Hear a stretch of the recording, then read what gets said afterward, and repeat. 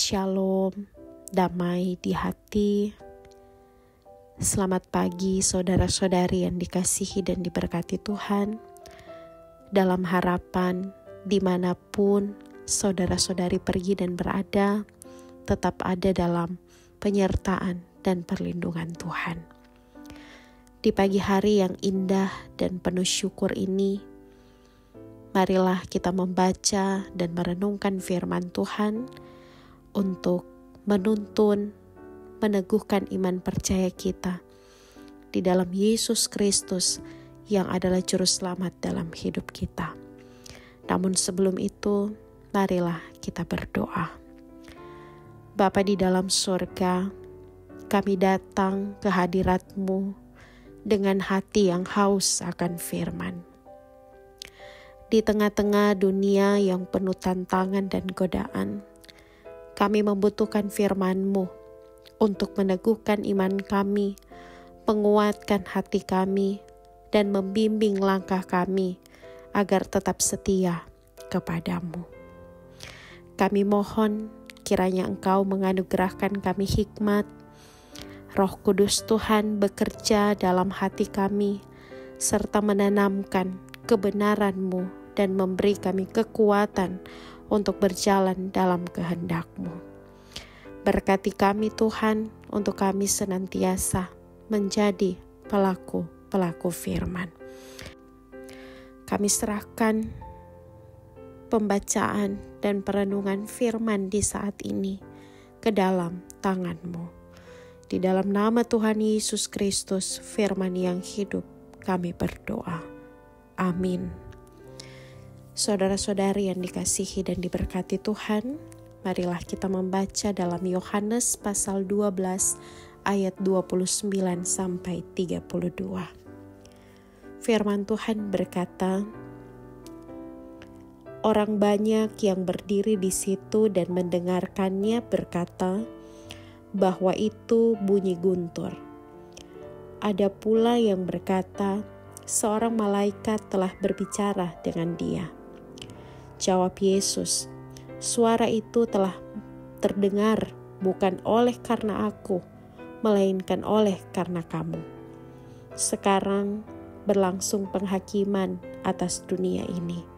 Sekarang juga penguasa dunia ini akan dilemparkan keluar. Dan aku, apabila aku ditinggikan dari bumi, aku akan menarik semua orang datang kepadaku. Terpujilah firman Tuhan di saat ini. Judul renungan harian keluarga di hari ini Kamis 3 April 2025 adalah suara dari sorga meneguhkan iman. Keluarga Kristen yang dikasihi dan diberkati Tuhan Yesus, setiap percakapan baik oleh dua orang maupun lebih selalu menghasilkan suara yang dapat didengar orang-orang yang ada di sekitarnya. Pasti semua yang mendengarnya akan menanggapi secara berbeda-beda. Ini mengindikasikan bahwa tidak hanya dalam pola hidup, tingkah laku, dan bertutur kata orang itu berbeda, tetapi juga dalam menanggapi suara melalui penyampaian dan percakapan orang lain. Firman hari ini menceritakan bahwa telah terjadi percakapan antara Yesus Kristus dengan Bapanya di sorga. Orang-orang yang ada di sekitar Yesus mendengar suara dari percakapan itu. Muncul beberapa tanggapan yang berbeda, seperti tanggapan bahwa suara itu adalah suara guntur. Tetapi ada yang menanggapi suara itu adalah suara seorang malaikat yang berbicara dengan Yesus Kristus. Perbedaan tanggapan ini menunjukkan bahwa meskipun tanda-tanda ilahi jelas ada, tetapi tidak semua orang yang mendengar dapat memahami dengan cara yang sama. Oleh karena itu, Yesus Kristus memberikan penjelasan dalam ayat 30 bahwa suara itu bukanlah untuk kepentingannya, melainkan untuk orang-orang yang mendengarnya, agar mereka percaya bagaimana Tuhan Allah sedang bekerja di dalam Yesus Kristus.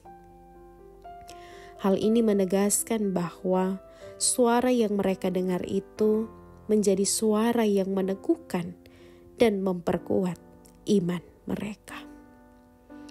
Dan setiap orang yang mendengarnya meyakini dan mengimani kematian Yesus Kristus di kayu salib adalah untuk memastikan bahwa dosa dan kejahatan oleh penguasa dunia, yakni iblis, dikalahkan. Kematian Yesus Kristus di kayu salib memiliki kuasa menyelamatkan dan membuka jalan bagi semua orang untuk datang menerima keselamatan. Keluarga Kristen yang dikasihi dan diberkati Tuhan, setiap orang percaya dapat memperoleh nasihat, teguran, penghiburan, dan kekuatan melalui kegiatan membaca Alkitab dan perenungannya. Suara yang datang kepada kita bukan untuk kepentingan dari pemilik suara itu, yakni Tuhan Allah, melainkan suara itu adalah untuk kepentingan kita yang mendengarnya.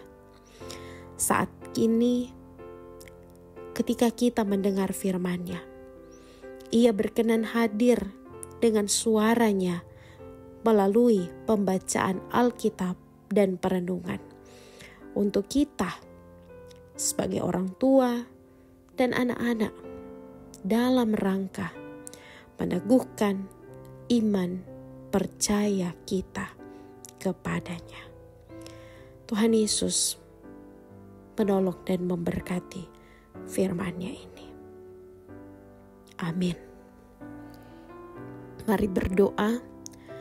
Ya Tuhan Allah, kami mengakui bahwa sering kali kami menutup telinga pada suara-Mu yang menasihati, menegur, menghibur, dan menguatkan.